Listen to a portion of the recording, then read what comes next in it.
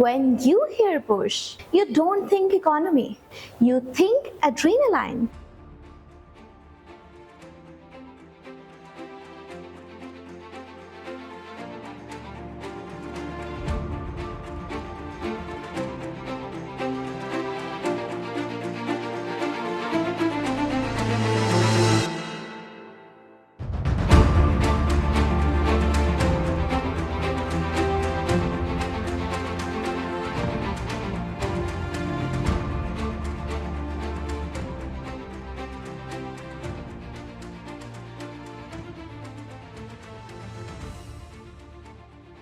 अस्सलाम वालेकुम, it's me सारा अख्तर और आज हम आपके लिए जिस गाड़ी का रिव्यू लेके आए हैं वो है पोर्श। आज की वीडियो उन लोगों के लिए है जो पेट्रोल हेड भी हैं और फ्यूचर को भी गले लगाना चाहते हैं। तो आज की वीडियो के लिए हमारी जो गाड़ी है वो 2021 में इंपोर्ट की गई है जापान से, जो कि एक टाइकन 4S है और ये गाड़ी हम 2025 में टेस्ट कर रहे हैं। Full electric, full performance and full Porsche DNA. तो आज हम जिस गाड़ी का रिव्यू आपके सामने पेश कर रहे हैं, यकीनन इसके रिव्यू के बाद आपको ईवी से मोहब्बत हो जाएगी। अब हम बात करते हैं इस ब्रांडेड कार की एक्सटीरियर की, तो उसमें बहुत सी डिफरेंट चीजें आ जाती हैं। आइए एक नजर डालते हैं। Matrix LED headlights, DRLs futuristic ये classic, aero optimised door handle, pop out style, 21-inch Mission E design wheels, check specific wheels on your car, rear light bar, full width signature Porsche look, charging ports on both sides।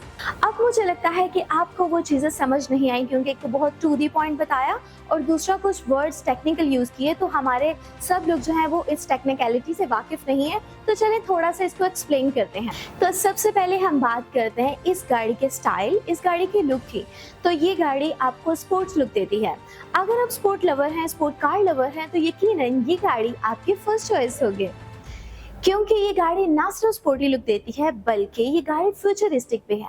अब futuristic के sense में कि आपकी ये one time investment है। Like इस गाड़ी की value day by day increase होगी और साथ ही साथ ये आपको एक हाई क्लास फील देती है, ताकि आप स्पेशल फील कर सकें।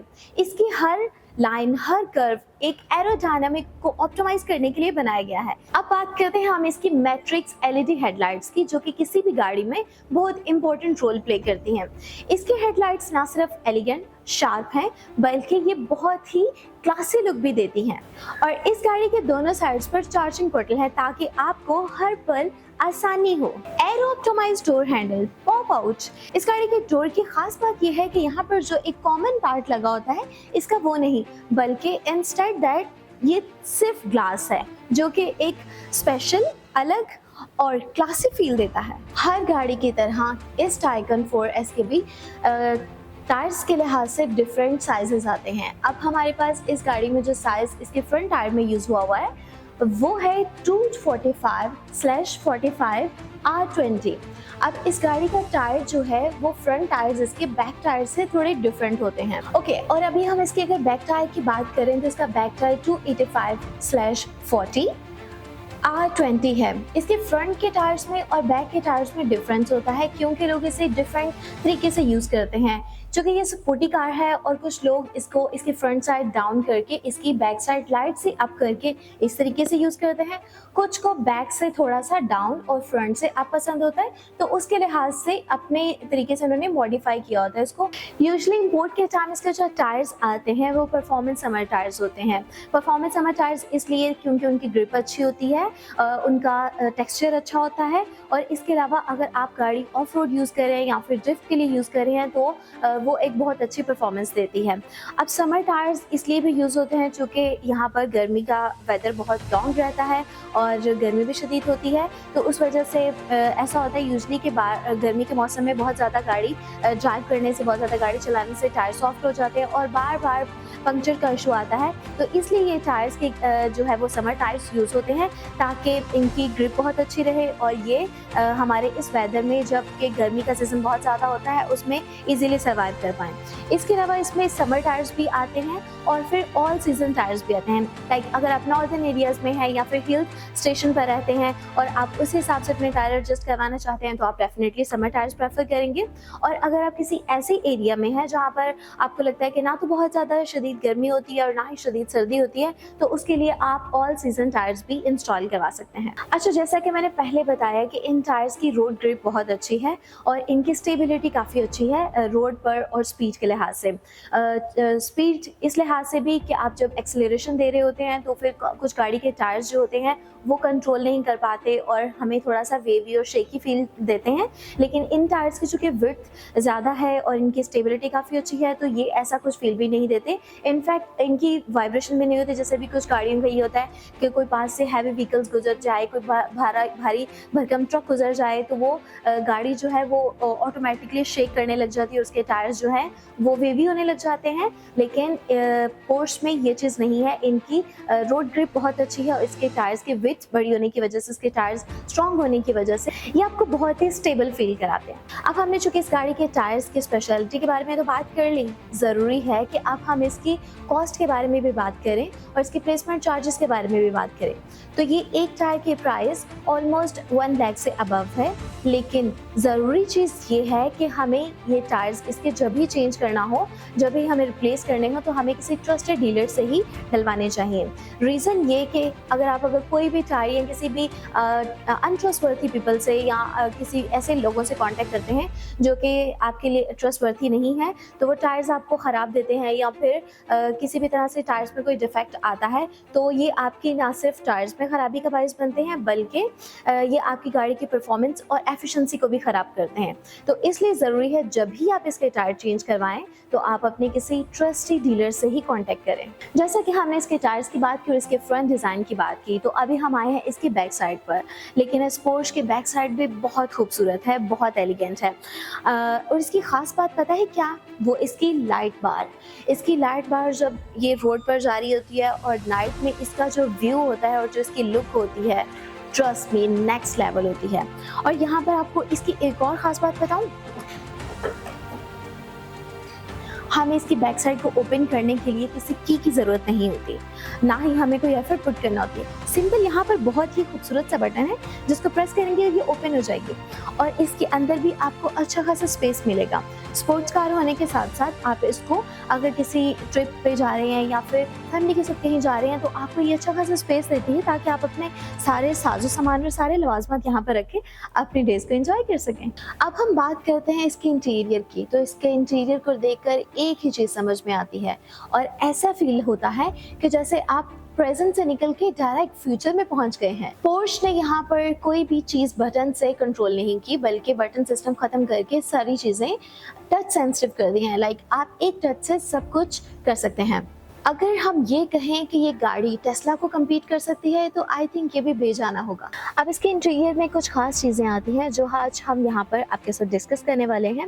लाइक यहाँ पर आपको ट्रिपल स्क्रीन लेआउट मिलता है। ट्रिपल स्क्रीन में हमारे पास 3 स्क्रीन जो होती हैं उनमें से फर्स्ट स्क्रीन जो ड्राइवर के बिल्कुल फ्रंट पे आपको मिलती है वो है कर्व ड्राइवर डिस्प्ले, जिसमें मीटर और डिफरेंट चीज़ों के बारे में इंडिकेटर्स होते हैं जो हमारे रोड ट्रिप को कंट्रोल करते हैं और हमें जो रोड पर चीज़ें ज़रूरी इसमें होती हैं वो आपको फ्रंट से दिखता है। सेकंड है हमारे पास टच इंफोटेनमेंट सिस्टम, जिसमें आप कोई भी सॉन्ग या कोई कॉल्स ले सकते हैं या अपनी मर्ज़ी की कोई भी चीज़ें जो एंटरटेनमेंट की चीज़ें हैं उसको एंजॉय कर सकते हैं।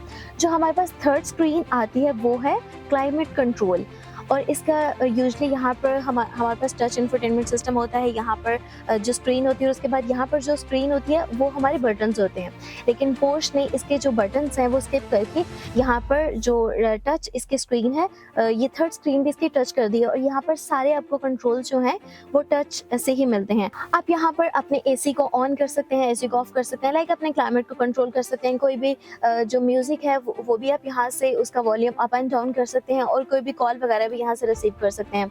इनफैक्ट आपकी जो तीनों स्क्रीन्स हैं वो टच स्क्रीन्स हैं और ये बहुत ही एलिगेंट है। अच्छा, इन स्क्रीन्स के अलावा यहाँ पर जो डैशबोर्ड्स हैं, जो इसकी सीट्स हैं और जो कैबिन की तमाम चीज़ें हैं ना, वो सारी की सारी चीज़ें आपको सिर्फ और सिर्फ लेदर और एल्युमिनियम में मिलेंगी, जो कि इसको काफ़ी ज़्यादा खूबसूरत लुक दे रहा है। और नो, इसकी एक दो इम्पॉर्टेंट चीज़ें तो मैं आपको बताना ही भूल गई, वो ये कि एक तो इस पोर्श गाड़ी में आपको वायरलेस चार्जिंग सिस्टम मिलता है। लाइक आपको वायर्स लगाने की जरूरत नहीं, सिंपली आप फ़ोन रखेंगे चार्जिंग उसके स्पॉट पर और वो चार्ज होने लग जाएगा। सेकंड ये कि इसकी जो इंटरनल लाइट्स हैं वो आप एम्बियंस के हिसाब से चेंज कर सकते हैं, आप अपने मूड के हिसाब से चेंज कर सकते हैं, मतलब इसमें डिफरेंट मल्टीपल ऑप्शंस हैं जो इसकी लाइट्स को कंट्रोल करते हैं। थर्ड ये कि इसका साउंड सिस्टम इतना अच्छा है कि आपको अलग से इसमें इसके साउंड्स को सेट करने के लिए बाहर से चीज़ें इंस्टॉल कराने की ज़रूरत नहीं, बल्कि इटसेल्फ एक आला सिस्टम है। अब अगर हम बात करें इसके सीट्स की, तो इसके सीट्स भी बहुत ही ज़्यादा कंफर्टेबल हैं। लाइक आप अपनी सीट्स को अपने हिसाब से एडजस्ट कर सकते हैं। इसके सामने अच्छा खासा एक लेग स्पेस है जिसमें आप अपनी लेग्स को रिलैक्स कर सकते हैं। लाइक अगर आप किसी दूर सफ़र पर जा रहे हैं और आप टाइट फील कर रहे हैं तो आप अपनी सीट को एडजस्ट कर सकते हैं। इसके अलावा इसके स्टीयरिंग को आप एडजस्ट कर सकते हैं अपने हिसाब से, अपनी हाइट के अकॉर्डिंगली।